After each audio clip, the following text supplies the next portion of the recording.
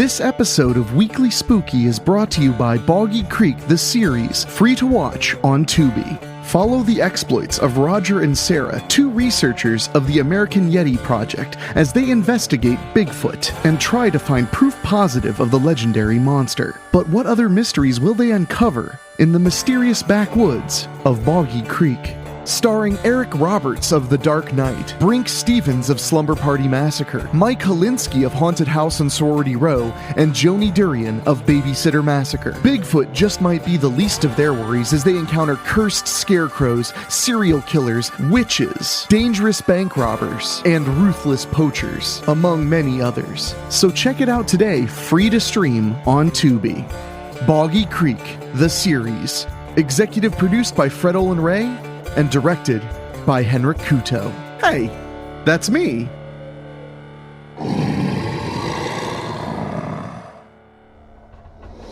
What's that? You want to be scared? Come with me.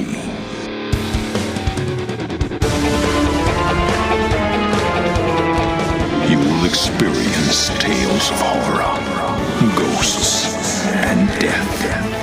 It is not recommended for the weak at heart. Listen in the dark. It's more fun that way.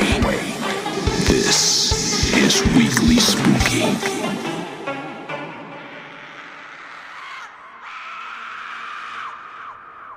Hello, my friends. It's Wednesday. And you know what that means. It's time for a little spooky in your weekly.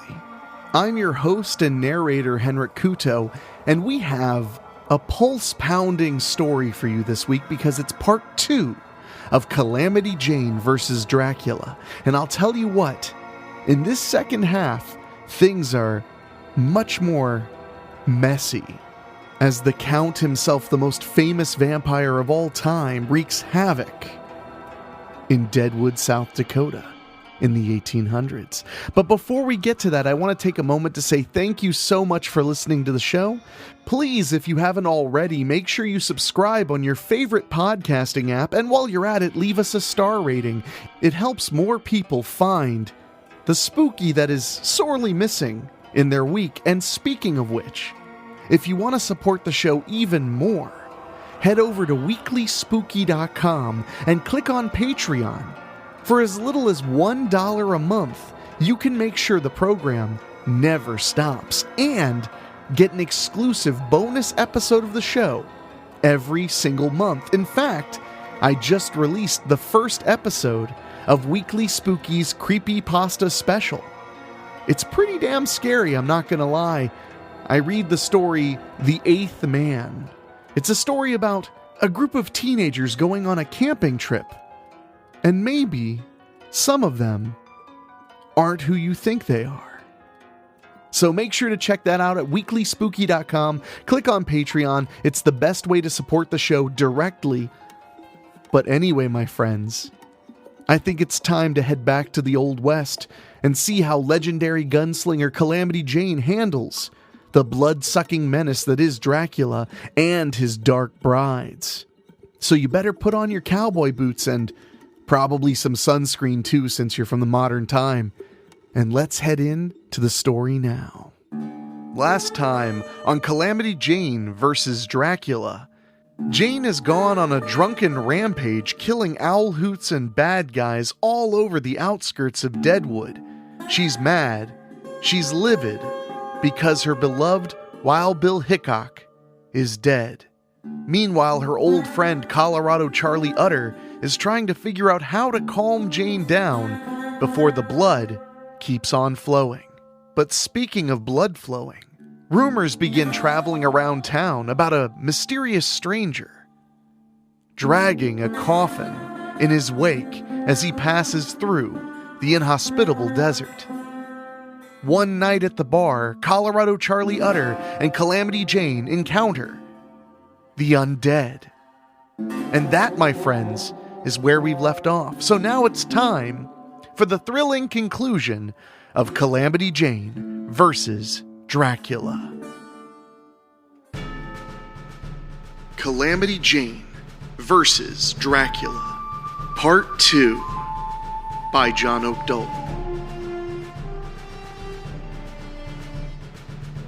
The fangs of the saloon girl, Pearl, were closing in on Calamity Jane's neck.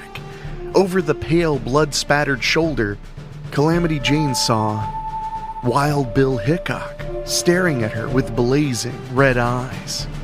Pearl's cold breath was fetid, the fangs coming closer, but Calamity Jane was paralyzed, for maybe the first time in her life, caught between the living and the dead.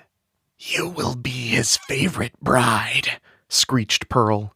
Calamity Jane rallied and lifted her twin Smith & Wesson Model 3 Schofield 45s. One clicked on an empty chamber, but the other fired and blew a hole in Pearl's left eye that sprayed gore from behind onto the dusty street. Pearl's jaw swung loose, the teeth trying to close, but the black nails of both hands raked at Jane as she rolled free. The 45 was also clicking empty now, so she reached for the Hopkins & Allen Ranger 32 tucked in her belt. But Wild Bill, in whatever form he was taking, was pointing at the ground. Somehow, Jane knew he meant for her to grab at a board that Colorado Charlie Utter's flying body had knocked loose from the livery stable. She picked it up just as Pearl took another flying leap at her, but this time Pearl ran herself up on the jagged board, and the two women, living and unliving, went down in a heap. But only the gunfighter Calamity Jane stood, looking down at the inert creature with the sliver of wood run through her heart and out between her shoulder blades. She looked for the specter of Wild Bill, but saw nothing in the Deadwood streets, including the other creatures, like Pearl, who had melted into the shadows. Screams were now being heard, farther away. A groan came from nearby. Calamity Jane strode over and towed Colorado Charlie with her boot. "I thought you was dead," Calamity Jane said casually. Utter groaned again. "I can't be kilt that easy, Jane. You ought to know that." Utter made himself sit up. Even though it was dark, he thought Calamity Jane was smiling.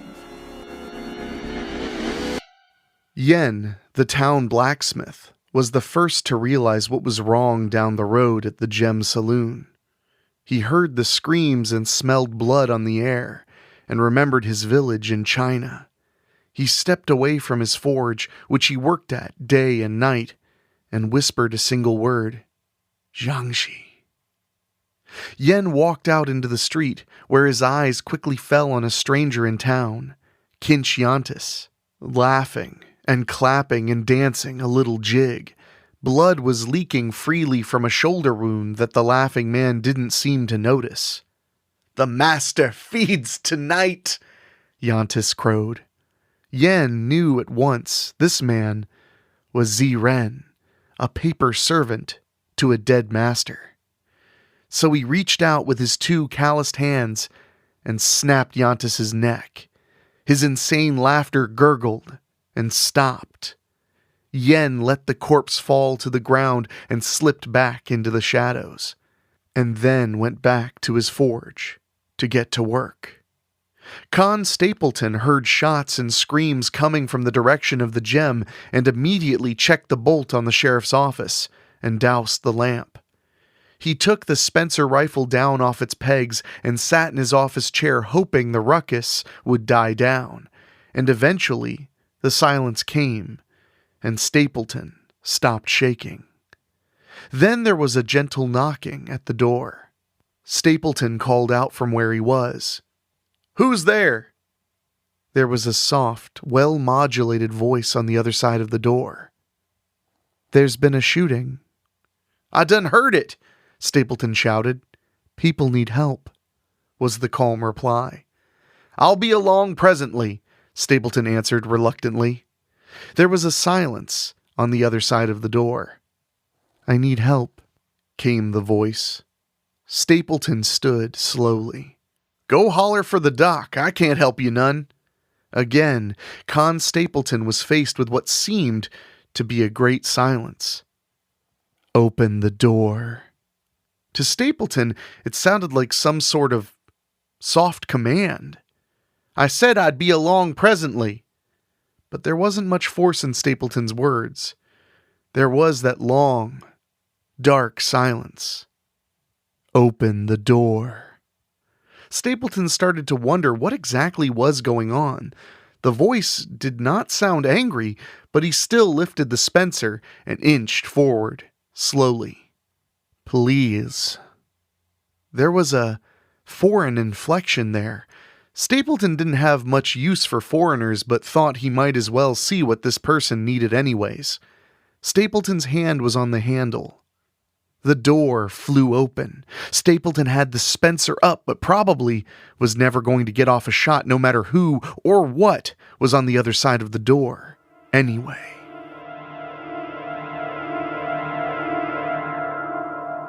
It was a bad night in Deadwood.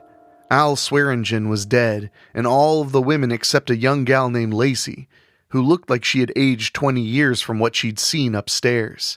The gem was all but gone in one night. So everyone adjourned to the Bella Union, where Colorado Charlie Utter turned Lacey over to his old friend, Madam Mustache, and the barkeep, Tom Miller, stood everyone a drink.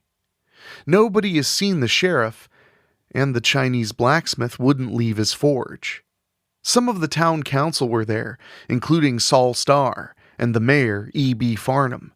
John Manning, who was head of the volunteer fire department, offered to burn the gem to the ground that very night, but all were afraid the rest of Deadwood would also be gone. Nobody thought to go get the town marshal, or even said Con Stapleton's name. Whiskey Tom sat quietly and coughed blood and downed his namesake drink, and Calamity Jane stood and fingered her silver-plated Colt Navy revolver with the ivory grip. And everyone knew that revolver she kept on a rope around her neck, which was inscribed, J.B. Hickok, 1869. So Calamity Jane was thinking of ghosts and murder that night. She had stalked around for a while after the mass murder of the working girls, and turned up nothing. Colorado Charlie Utter was the one to suggest they gather up a real posse and start looking building to building and house to house to make sure the killer did not quit Deadwood that night. Tom Miller pulled his LeMat revolver out from under the bar, the dangerous double-barreled weapon with hand-cast bullets coming out of the first barrel and buckshot coming out of the other. The bartender, Johnny Burns, currently out of a job as the gem was not to reopen, had all angles covered with a big Sharps rifle over one shoulder and a Derringer in his pocket. Sol Starr and his partner Seth Bullock joined up. Starr with a Colt Sheriff's Model single-action Army revolver and Bullock packing his Remington Model 1875.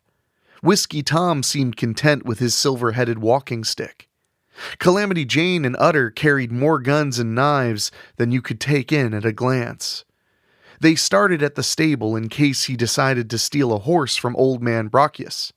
Utter thought that would be a dangerous thing, as the crusty character was supposedly the uncle of the notorious outlaw Curly Bill Brocchius, and thus nobody tried to cheat or even cuss the old man. But whoever had torn the stable owner's throat out had apparently never heard of Curly Bill. Calamity Jane narrowed her eyes at a broad sweep of dirt leading away from the stable. She pointed. That there looked like the sign I'd done followed back from where I found Whiskey Tom. What's that got drug there? Whiskey Tom leaned on his walking stick. A coffin, he said, and the two words kind of hung there. They went out into the street, but quickly lost the track of the dragged coffin in all the hoof prints and boot prints and wagon tracks of the busy frontier town. The 5 men and 1 woman had nothing more to say about that, and started their search. They worked until sunup, and went everywhere but back to the Bella Union and over to the sheriff's office, and that second decision was a bad one. But the sun did eventually come up, and Mayor Farnham said they should at least board up the gem, and those who had stayed up all night drinking in fear and excitement at the Bella Union, and still drunk enough to think that that would be the end of that, went ahead and did so. Once the hammering ended, a cloak of silence fell over the town. Everyone was inside, and the doors and windows closed, Gun hands and cowpokes and soiled doves and miners and the very busy undertaker and the lone preacher who could have offered some words of comfort, but didn't. Calamity Jane and Colorado Charlie stood at the hitching post outside of the Bella Union and marveled at the quiet. But soon there came the padded feet of the stray dogs heading away, and then a horse kicked the side out of the stable, and the thunderous hoofbeats of a half-dozen mounts shattered that silence as they charged away and were gone. It roused Whiskey Tom from wherever he was, and he joined them at the post. A few moments later, there was an awful loud scratching and scuffling, and Calamity Jane turned towards the sound. And then a wave of rats coursed its way down the center drag of Deadwood with an eerie, chittering noise. A haze of dust followed in their wake, and when it settled, the terrible silence fell once more. "I didn't think there was that many rats in Deadwood," Utter said. "There was that many in the gem," Calamity Jane answered. There was a loud neigh, almost like the shriek of some hidden beast, and there was Jane's big scarred Appaloosa, prancing and flashing its hooves and baring its teeth at the far end of town, but coming no further. Utter gave it an unsettled look. "If that hell creature won't come into town, then we may be doomed," he said. But what caught Calamity Jane's eye was the open door of the blacksmith shop, the only place where sound and noise had been heard off and on all day. "Did somebody talk to the blacksmith?" she asked. "I think Bullock poked his head in there, but you know them Chinamen keep to themselves," Utter stated. Calamity Jane made for the open door as the others watched.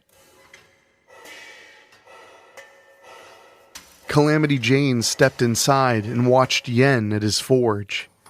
The heat calmed the chill coursing through her veins. Jane looked on as Yen removed a flat slab of steel from the fire, its edges too red to look at, radiating heat. "I reckon you know what we're up against?" Calamity Jane finally asked. Yen just looked back at her and nodded. "He is a creature of the living dead. Like a haint? Worse, as these feed off the blood of the living. Yeah, I done saw that last night." Calamity Jane looked at the cooling blade. "Is this how you kill one of these dirt-napped Johnnies?" Jane asked. "It looks like the end of a shovel." "It can be used for a shovel. After." Calamity Jane understood this. She had used a shovel. After. Yen sat the flat blade on the ground next to a hook-shaped piece of metal already cooling. "I'll sharpen it. Then it can be used for the killing strike which removes their heads." Jane looked at the markings of the deadly weapon. "So what's the hook for?" "To distract them until the blow can be dealt." "Stabbing only distracts these Jaspers?" "Yes." "And you know all this how?" Yen looked up from his work. "I killed Tu Jiangshi. It is part of the reason I had to leave China. Now, can you bring wood from a cemetery?" Yen acted like he had expected Jane all along, and Yen knew, of course, Calamity Jane spent many days and nights at Mount Moriah Cemetery. She only nodded. "When you need this here stick?" "Before nightfall. When the metal cools, I will join the two pieces with the wood to make the moon-tooth spade." Calamity Jane had her thumb in her gun belt. "Then we hunt?" Yen looked at her, his eyes glittering. "No, calamitous one. Then we will be hunted." It seemed like, without anyone saying exactly why, most of Deadwood crowded into the Bella Union that night, where Tom Miller and Johnny Burns both poured drinks and kept their guns at hand. Down at one end of the long main street, Soul Star and Seth Bullock set up patrol. At the other, Colorado Charlie Utter and the white-suited man called Whiskey Tom held the road.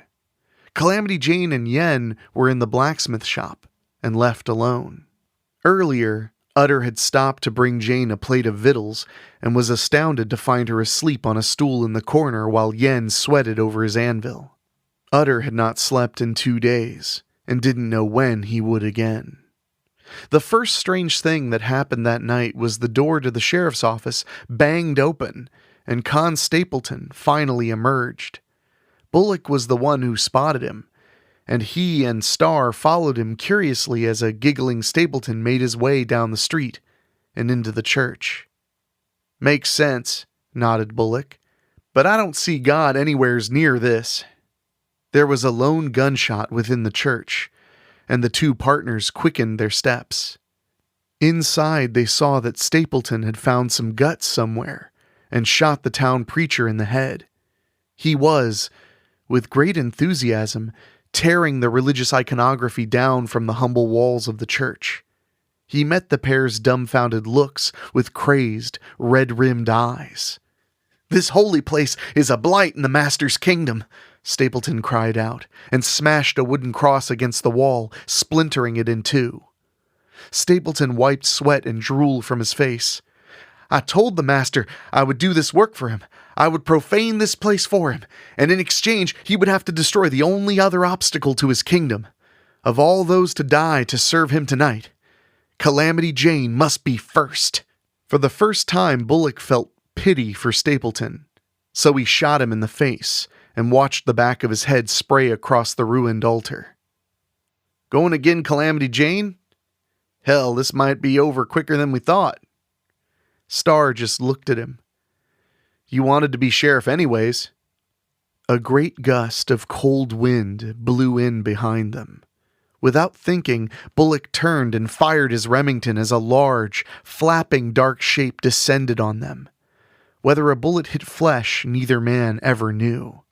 Colorado Charlie Utter had just stepped out of the Undertaker's parlor with Whiskey Tom when he heard the shots and recognized Bullock's barking Remington. The white-suited gambler had just retrieved his ivory-gripped, nickel-plated Model 1877 Colt Lightning from the worn holster of Kinchiantis, who had conveniently left it there while getting his neck snapped by the big-handed town blacksmith. The two men exchanged glances. "Before we venture forth, I must admit I'm not commonly called Whiskey Tom," he said to Utter. "I didn't figure that was the name your mama gave you. When I feel like I need a respite from the constant fear of back-shooting and gun challenges, I take the moniker Whiskey Tom and go deal faro a while." "A good plan," Utter agreed. "In case I die tonight, and lay toes up next to the great Wild Bill Hickok, I would prefer the wooden cross to bear the name John Henry Holliday." Utter blinked and nodded. "Pleasure to know you, Doc." And then Utter filled his hand with his favorite gun, his trusty Colt Model 1873 Peacemaker, and stepped into the road. Doc Holliday followed. They were aiming for the church, but stopped when they saw the ragdoll body of Tom Miller get thrown through the batwings of the Bella Union. His prized Lamat spun in the dirt until Utter picked it up and fired first one barrel, and then the buckshot barrel at the black-suited figure backlit in the doorframe. He was either blown or, Utter feared, flew out of sight. Utter and Holliday advanced slowly as terrible screams pierced the night air. The lanterns inside went out, and the pair stopped as their eyes adjusted to the gloom. Holliday was the first to separate black from black and see a gaunt, cloaked figure racing towards him. His Colt Lightning spat fire, but the figure kept coming, and suddenly the figure was on him, and Holliday saw the flash of white, pointed teeth. Utter tried to draw a bead without killing the legendary gun hand. A gurgling yell came from Holliday's lips, and the unmistakable sound of feeding from the other figure. Just as Utter thought he should take his shot and damn the outcome, the pale, black-suited being seemed to rise from the ground, gasping. "Unclean!" came the choked voice. Doc Holliday gave a weak laugh. "That is one sobriquet that has never been attached to my name." The creature wiped Holliday's blood from his mouth, coughing, ignoring his former prey. Holliday reached for his fallen silver-tipped walking stick and grasped it by its head. He yanked and the head came free, pulling a long rapier blade with it. The whisper of steel drew the flat-eyed gaze of the pale-faced figure, and as he turned back to Holiday, the fallen gunman rose and ran the length of the blade through the creature's stomach and out the other side. "For Pearl," said Holiday. Utter swallowed his gorge and emptied his peacemaker into the impaled figure. Under the spray of bullets, Utter watched in wonder as the creature backed itself off of Holiday's hidden blade. Utter's peacemaker clicked on an empty chamber, so he reached into his belt and pulled out a Smith & Wesson .44 Russian and pointed. But the figure moved through the shadows with inhuman speed and smacked the revolver out of his hand. The force bent Utter's arm back so quickly and with so much force, Utter felt something break in his wrist and his elbow and saw his vision dim. Utter fell to his knees, and there was blackness everywhere. Dark sky, darkness at the corner of his vision, a figure in a dark cloak in front of him. The only light, the red of the eyes, and the white of the teeth. With his good hand, he reached for the Barlow knife in his boot and hoped it would be enough. "Ni hao, Lao Durin." Utter dragged his spinning head around and saw the massive figure of Yen, the blacksmith, holding a huge metal-tipped weapon. Flames from the blacksmith forge were still flickering in the window behind him. At his side was Calamity Jane, thumbs hitched in her belt. Now the penetrating gaze of the creature fixed on the determined man in front of him. "You are far from home, blacksmith. As are you. I only go where I'm invited. A man named Quincy Morris offered me a ranch in Texas in exchange for the life of a woman named Lucy. Did you keep your bargain, creature? Da. She has eternal life." "Enough parley!" shouted Calamity Jane, and spun her Wells Fargo coach gun around from her back, loosing buckshot at the pale, grinning face. In the next moment, a giant flapping bat was in its place and taking wing. Yen stepped forward with the moon tooth spade and swung the crescent-shaped end at the bat. He severed off a chunk of wing, and the creature spun in the air and fell. When Jane next looked, the black-suited figure was lying there, but its pale, long-nailed hand was crawling away under its own power. Calamity Jane pulled her twin Schofield .45 calibers and fired, and the white claw danced in the dirt until it was shreds. The gasping creature was up on its elbows and knees and fixing red eyes on Calamity Jane. "When I tire of you, you will give both your hands to me, willingly, and more." The sound of the whispering voice chilled Utter worse than the pains in his arm. "I reckon I am already plumb tired of you," Calamity Jane answered, and reached for the silver-plated Colt Navy revolver that had belonged to Wild Bill, the one he had told her in the dream had to be used, if that was indeed a dream.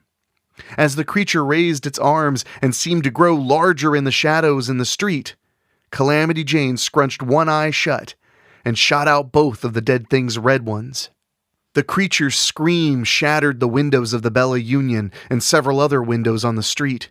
The creature was back on its knees, its one clawed hand reaching out and clasping at the air, seeking. As the sound of the unearthly scream died away, an answering whinny was heard. And then there rose another black shadow, and it was the big, scarred Appaloosa charging down the main strip. The Appaloosa stopped suddenly, reared up, and brought its hooves down on the chest of the flailing monster. The creature landed flat on its back. There was a crunch like old kindling, and then the terrible smell of an open grave. And Yen took that moment to stride forward and swing the moon-tooth spade once more with his considerable might. The pinned creature's head flew from its shoulders and bounced into the road. It rolled right up to Charlie Utter, himself lying prone, and he saw the white fangs still gnashing. In the next moment, Calamity Jane stepped up, put one boot foot on the thing's temple, and stuck her Navy Colt in its mouth, and after the resulting shot, there wasn't enough to rub out with the sole of her boot. Then Colorado Charlie Utter closed his eyes. For many days after, the undertaker was busier than the doc. Utter knew things were returning to normal some weeks later when he was back on his old town horse Plover and seeking Calamity Jane at the Mount Moriah Cemetery. Two things had changed with Utter. He had his arm in a sling and a star on his chest. Jane showed greater concern for the badge. She squinted up at him from Wild Bill's graveside where she sat with an empty bottle. "How you gonna keep the peace with one wing?" she asked. Utter shrugged. "It's peaceful enough for now, and there ain't many alive that wants the job. E.B. Farnham talked me into it. I heard Wyatt Earp rode into town." Utter nodded. "He did, but it was only to fetch Doc." "That's good. We don't need the Earps asking too many questions." Utter looked at her narrowly. "We're telling everybody we had the smallpox run through." "Well, that there will discourage visitors." "Where's that evil hoss you ride around on? Everybody but it and you are accounted for these days. Even that old mud of Tom Miller's what et Fred Webb's 3 fingers slunk back in." Calamity Jane gestured vaguely. "He's never far. That's what scares me." Utter studied Jane. "Why don't you fetch up on old Plover here and I'll give you a lope back into town?" To Utter's modest surprise, Calamity Jane nodded her head and stood. She took a long look around. "Don't reckon I'm coming out here much after this," Calamity Jane said aloud. Utter just watched her. She looked him full in the face. "I spent a lot of time since Bill died looking for and talking to haints. I weren't in the flesh and blood world, but I weren't with the dead as I wished for. I done learned you don't want to live between the living and the dead." Utter just nodded and stuck his hand out, and Calamity Jane climbed up on Utter's old town horse, and the animal turned back towards Deadwood. Wyatt Earp noticed Doc wasn't getting any better. He seemed sicker and weaker, and then broke out in blisters, so Earp decided they should travel at night to keep his old pard out of the sun. They weren't long out of Tombstone, but Holiday said he needed a rest, so Earp went ahead and built a little fire before dawn. Holiday looked across at Earp, and it seemed to the lawman that Doc's eyes glittered red in the fire. Earp offered Holiday coffee, but he frowned and shook his head. "There's a thirst upon me, but that is not it. I'm fresh out of hooch until we hit town, Doc." Holiday mused into the fire. "I spent so much time close to the end of this mortal coil. I wondered why I waited there so long." Earp set his battered tin cup down. "You okay, Doc?" It looked to Earp like Holiday suddenly was not so much resting as coiled there. "I am indeed a new person, Wyatt, and Tombstone awaits." Was that scary and fun? Well, you're darn tootin'. I had a great time reading this story with you guys, and I hope you enjoyed it as much as I did. And a big thank you to John Oak Dalton for writing that excellent, scary, Old West classic in the making. We don't do a lot of two-parters on Weekly Spooky, but if you enjoyed it, please let us know. Send us an email at weeklyspooky@gmail.com. Let us know what you like about what we're doing, and I promise you we'll keep on doing it. Speaking of keeping the show going, huge thank you to all the folks who have been joining up on Patreon. This week has been one of the best weeks for growth on the Patreon in a very, very long time, and I would love to see us reach 100 patrons. It would really mean the world to me. We're at 84 right now, and I can't say how much it means to me. And speaking of thank you to the patrons, I want to say an especially big thank you to our Patreon podcast boosters. These are folks who pay just a little bit extra every month to hear their names on the show, and they are Christopher Sullivan, Kathy Proke, Gino Lyons, Karen Wiemet, Jack Kerr, Jeff and George Hilton, Craig Cohen, and Kevin Fry. Thank you all so much for the support, and right now is pretty much the best time ever to join our Patreon because we have two exclusive podcasts being published every single month, as well as behind-the-scene looks at the show, vlogs, and some exclusive pieces about my movie-making career, including a brand new film, which we'll be releasing next month. So, if you get a chance, go to weeklyspooky.com, click on Patreon, and become part of our team that brings you the spooky on the weekly. But for now, for executive producer Rob Fields, for my producer Dan Wilder, and my composer Ray Mattis, as well as myself, Henrik Kuto, I will talk at you later. And make sure you kick the dust off your spurs, partner. Thank you for listening. Make sure to find your way back next week. But for now, you are safe. Trust me.